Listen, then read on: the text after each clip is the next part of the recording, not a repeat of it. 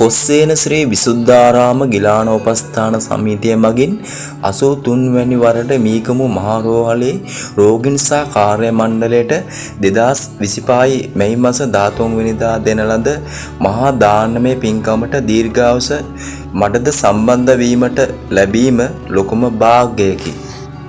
ඉතින් මේ සියලුම ආහාර වර්ග පළතුරු වර්ග රෝගීන් සඳහා ඉතාම පිරිසිදුව ලබා දෙන්නයි අපේ එකම අරමුණ. ඒ වගේම තමයි ගරුතර මහා සංඝරත්නයේ ආශිර්වාදය හා මඟ පෙන්වීම අපිට ගොඩාක් වටිනා සම්පතක්. 83 වෙනි වසර. 83 වෙනි වසරනේ? 3 වෙනි වසරට තමයි මේ දානේ මේ පින්නමන්න සූදානම්. ඔව්. මිනෝපර රෝහල, දිවුල පිටිය රෝහල, නීතිගම රෝහල, සඳලංකාව රෝහල, අකරගම රෝහල කියන රෝහල් හයට තමයි මේ දානේ. හෙට දෙක වෙසක් එක නෙවෙයි. ඉතින් අපි 13 වෙනිදා උදේම යන්න ඕන නිසා පළතුරු වර්ග ඒ වගේම සියලුම ආහාර බනිස් සියලුම දේවල් දැන් මේ පෙට්ටියට දාලා ඇසුරුම් කරගන්න එක තමයි මේ දැන් කරන්නේ. ඔක්කොම මීගම. මීගමට කොහොමද වැඩිනේ? ආල් පරිප්පු කොහොමනේ? අරෝල හෙට උදේම යන්න ඕනේ. ඉතින් මේ තියෙන්නේ වෙන වෙනම රෝහල් වලට ඇසුරුම් කරලාද පළතුරු වර්ග හා එළවලු වර්ග. මීගම රෝහලට, දියුලුපිටිය රෝහලට, මිනුවන්ගොඩ රෝහලට, මිහිරිගම රෝහලට වගේම සඳලංකාවට වගේම අකරම රෝහලටත් වෙනම ආහාර අපි වෙන් කරලා තියෙනවා. මේ සියලුම දේවල් ඉතාම පිරිසිදුව තමයි අපි මේ පෙට්ටිය වලට ඇසුරුම් කරලා තියෙන්නේ.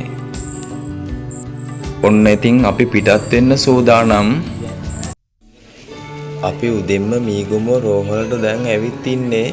දැන් ඉතින් උදේ ආහාර වේල සූදානම් කරන්න තමයි මේ හදන්නේ.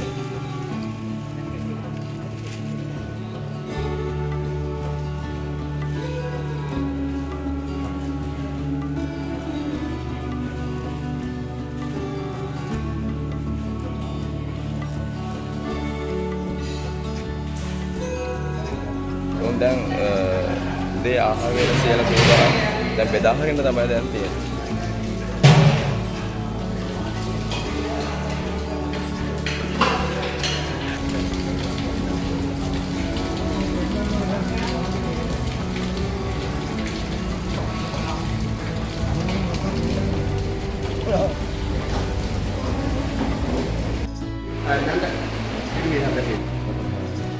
Oh, bedan.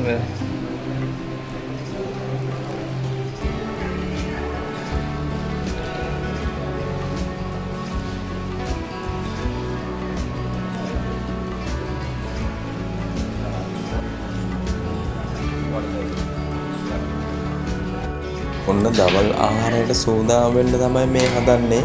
කැකරි කියන්නේ ඉතින් මුත්‍රාගාල දිය කරපුවම හොඳම බේතක්. ඔන්න බත් එකක් දැන් සූදානම් වෙමින් පවතිනවා. ඉතින් පොල් වතුර නම් කිසිම විටක අහක දාන්න එපා. මොකද පොල් වතුර කියන්නේ පිළිකාසයල නැසන හොඳම බේතක්. ඒ වගේම ගෑස්ට්‍රයිටිස් වලට වටිනාම බේතක්.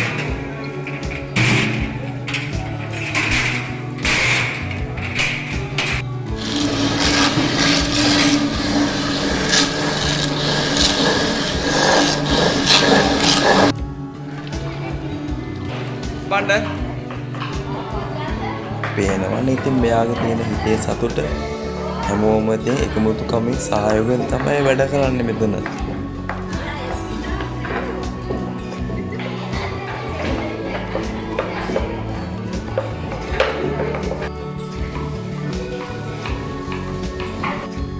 පේනවනේ ඉතින් හැමෝම සතුටින් තමයි මෙතන වැඩ කරන්නේ.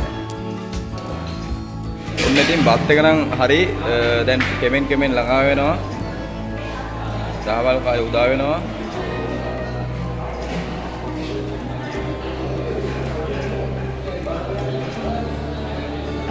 ඔය මෙතන නම් තියෙන්නේ අඟුරු කරෝල. කරෝල එකක් දැන් එදීගෙන එනවා. ඒකත් හරි. අපේ හාමුදුරුවොත් අද වැඩම කරා. ඉතින් නිවැරදි මාර්ගය හැමදේම උපදෙස් දෙන්නේ අපේ හාමුදුරුවෝ තමයි. මේ සියලුම ආහාර ඉතාම පිරිසිදු තමයි පිළිල කරලා තියෙන්නේ. ඒ වගේම දියවැඩියා රෝගීන්ට අපි මේ රතුබත් වෙනමම හැදුවා. දැන් නම් ඉතින් බිත්තර එකත් හොඳටම තැම්බිලා තියෙන්නේ.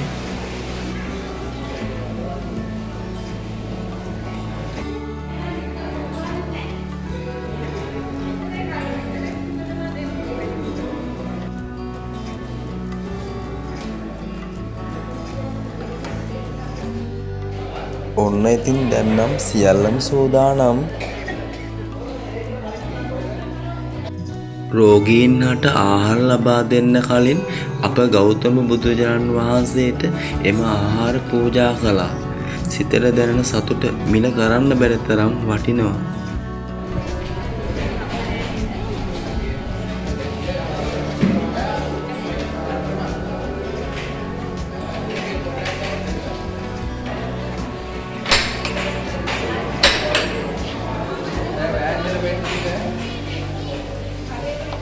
අඟුල කරෝ හරි පරෙප්පු හරි රතුබත් සුදුබත් පපඩම් හරි කැකේ හරි හොඳ ආහාර වේලා. තව මෙතෙන්ට ඉතින් ගෝව එක එන්න ඕනේ.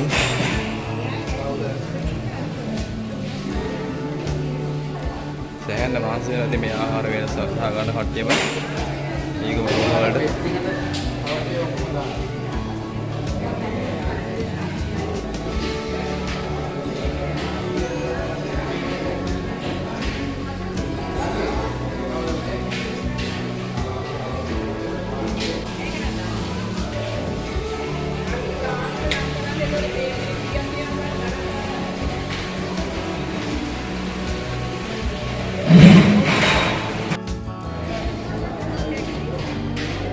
ඉතින් ආහාර සකස් කිරීමේදී පීගම රෝහලේ කාර්ය මණ්ඩලය ගොඩාක් අපිට උදව් කරා.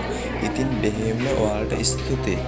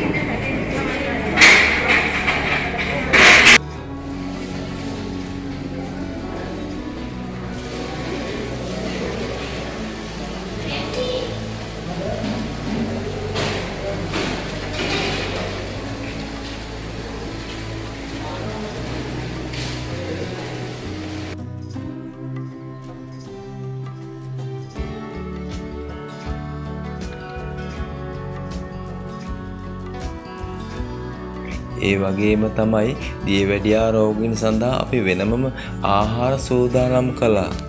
මොකද යාලා ගැන අපි විශේෂයෙන් අවධානය යොමු කරන්න ඕනේ. ඒ වගේම ගස් ලැබු කියන්නේ ආහාර දිනවන්න ගන්න හොඳම පළතුරක්. රෝගීන්ට වගේම කාර්ය මණ්ඩලත් අපි ආහාර සූදානම් කළා. මොකද අපේ ඒක යුතුයකමන්නේ.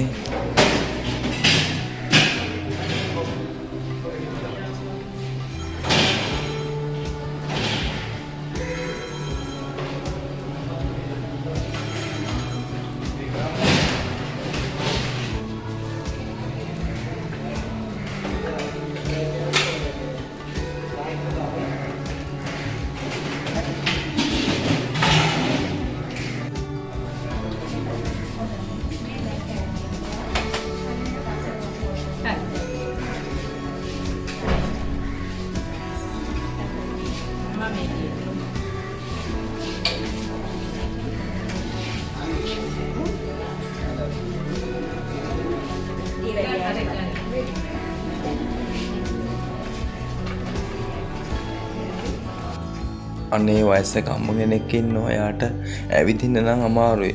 මං තීරණය කරා ළඟටම කෑම ගිහින් දෙන්න.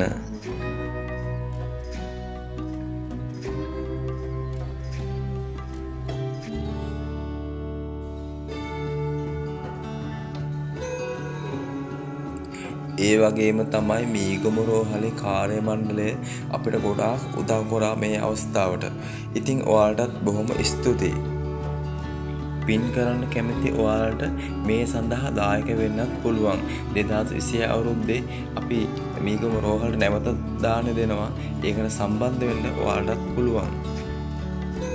ශ්‍රී ලංකා රාමඤ්ඤ මහනිකායේ කාරක සංඝ සභික පූජ්‍යතර අස්වැන්න වත්තේ රතනජෝත් ස්වාමීන් වහන්සේගේ අනුදැනුම ඇතුව මේ සියලු දේවල් කරන ලදී. ඉතින් කෙමෙන් ඔයාලෙන් සමුගන්න කාලය ඇවිත් තියෙන්නේ. ඉතින් 2026 අවුරුද්දේ අපි නැවත හම්බෙමු. හැමෝටම බුදු සරණයි.